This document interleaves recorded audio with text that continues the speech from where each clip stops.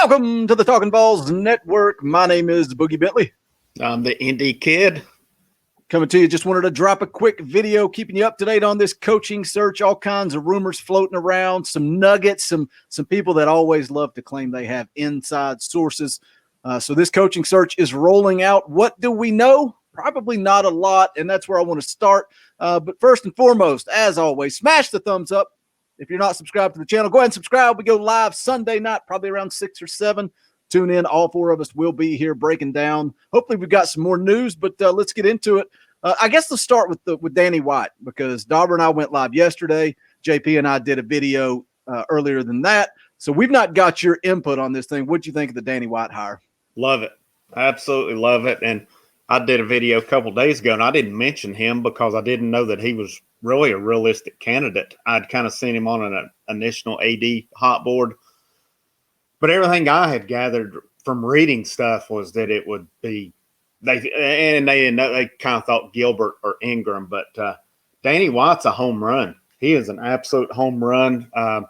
I'd seen it. I kind of researched his programs, and he was at Buffalo prior to coming to UCF, and I've got one of my buddies down here who was from that Buffalo area, really in tune with the Buffalo program, and really likes Danny White. Spoke well of his hires up there.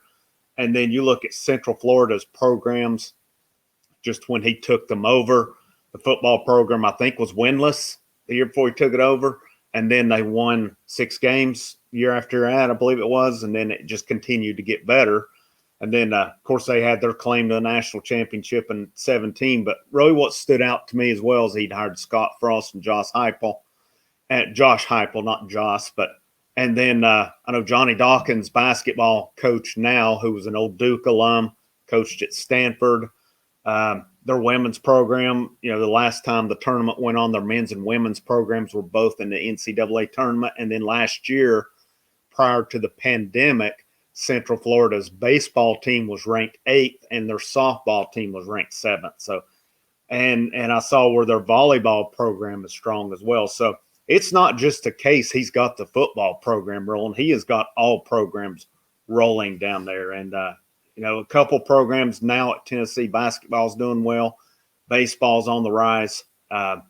It's good news down there because you want a well-rounded program. Yeah, I'm excited about it. I think he hit an absolute home run yesterday on the press conference.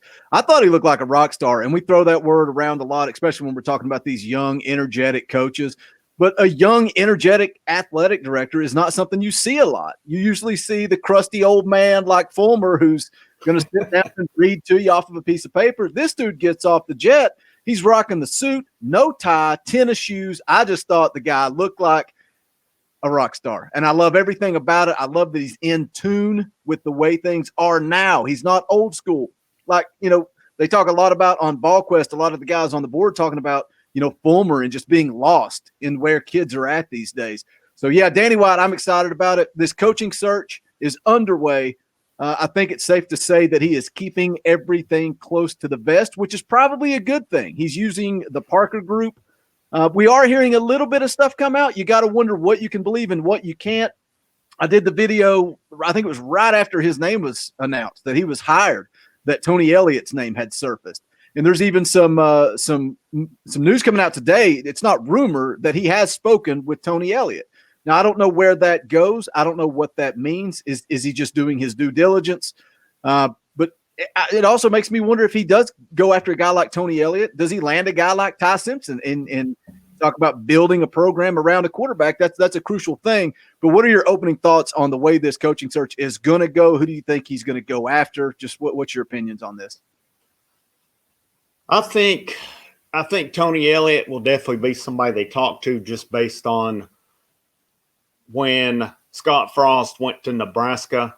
I think Tony Elliott was one of the first guys that they targeted for that job, and he ended up staying at Clemson, and then they went to Heupel. But definitely not going to surprise me there as well. And I know fans aren't real enthused about a potential coordinator, but this guy's a pretty sharp guy, Tony Elliott. High IQ, smart guy, walk on at Clemson, worked his way up to a team captain. He's been in that program at Clemson for a long time now, about 10 years.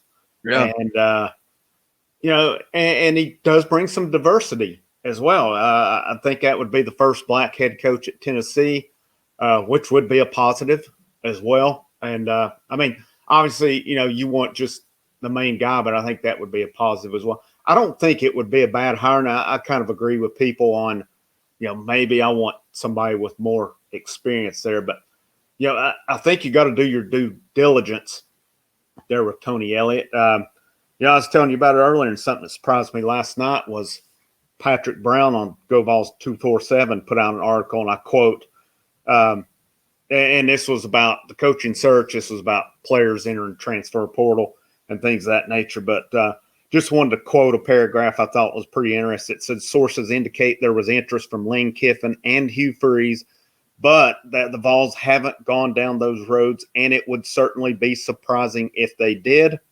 A source also indicated that after the hiring of White, the thought was the search would move away from the likes of Jamie Chadwell, Tom Herman, or Lance Leopold. So that surprised me.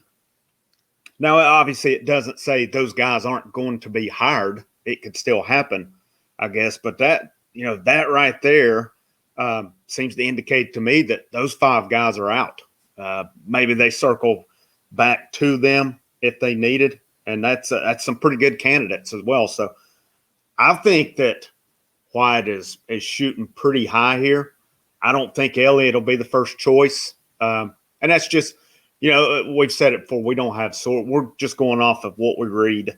We're making educated comments on this, obviously, but I really think when the hire is made and comes out, we're going to be surprised. I think it's going to be somebody we are not expecting. Well, and he even kind of said that in the press conference, talking about going back to Central Florida. He's like, you guys put out your hot boards and all that stuff. And he's like, most of the time when I hire a coach, they're nowhere on your radar. And I like that.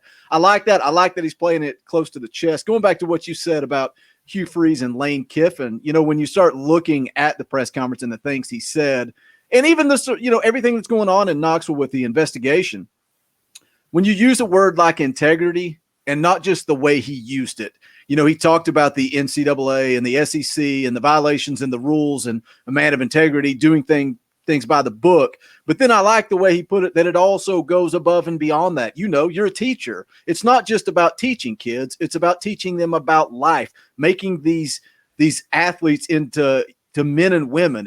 Being a coach is so much more than X's and O's. And I think he wants that integrity. Do you is the first word that comes to your mind when you think Hugh Freeze or Lane Kiffin, integrity, and the type of man that you want to raise your son or daughter?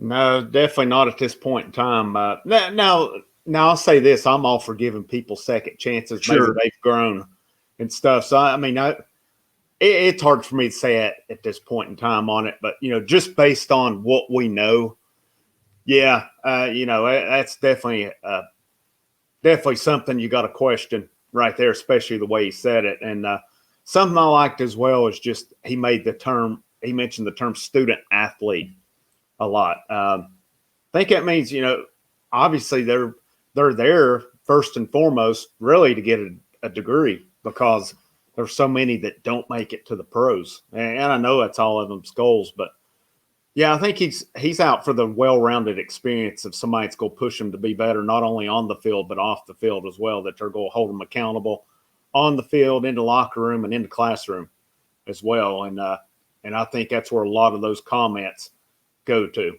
with it. And I think, there were rumors about Pruitt maybe not having good relationship with instructors, professors on campus. I fully expect Danny White's going to hire someone that they're going to be on the same page with everyone on campus.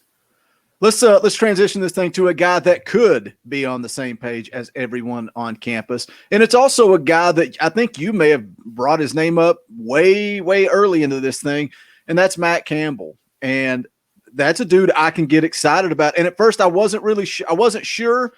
I told you today I was at the gym, I was on the treadmill, and I just put in Matt Campbell into YouTube, and I start watching videos. And I'm watching mic'd up videos, and I'm watching a sit-down interview with him. And there was an interview that I really, it just clicked with me. He said the exact words, I'm a loyal person. They were asking him about leaving Iowa State. He said, I'm a loyal person. I really enjoy building things from the ground up. The exact same thing that Danny White said yesterday in the press conference, that he likes to build things from the ground up. He likes a challenge. And you can say, well, if he leaves Iowa State, he's bolting for higher ground. No, he was at Toledo for 7 years, and that's another interview I saw with him. He was at Toledo for 7 years and said, I had every opportunity to leave. Then he came to Iowa State, 5 seasons at Iowa State. Is it time to move on? All signs indicate that he's leaving. But what are your thoughts? I know you're a fan of Matt Campbell. You think that's a possibility? We'll see. From what we're reading, it seems like that's possibly someone that they're going after. I think anything we hear is going to be speculation at this point. You mentioned that they've hired a search firm. And one of the things Danny White mentioned yesterday, I seen where he mentioned on the Sports Animal, was that they're hiring the search firm so stuff will not get out.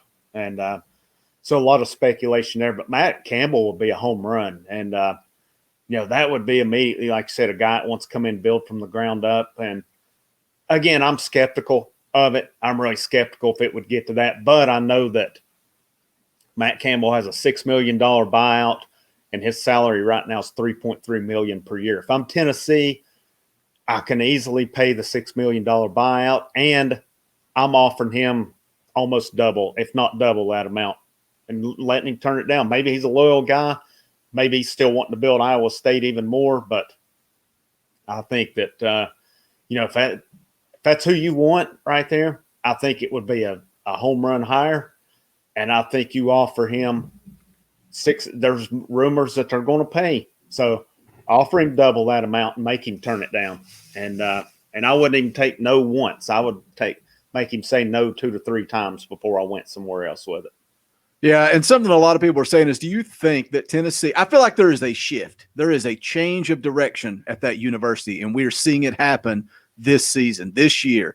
You got to hit rock bottom to start moving forward. And I feel like, do you go pay a $2 million buyout and then offer the athletic director one of, if not the highest paid salary in the country?